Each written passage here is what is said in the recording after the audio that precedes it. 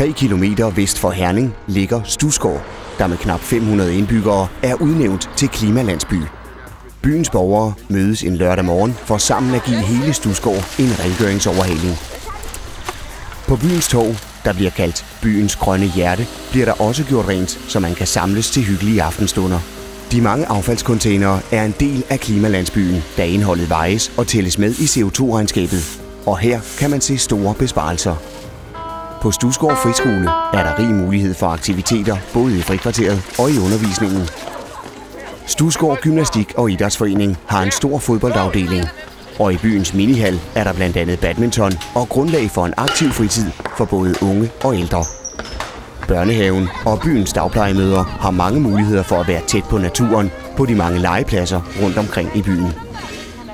Ved torvet ligger Studsgård togstation, som er flittigt benyttet, da der er timedrift mod Herning og Aarhus.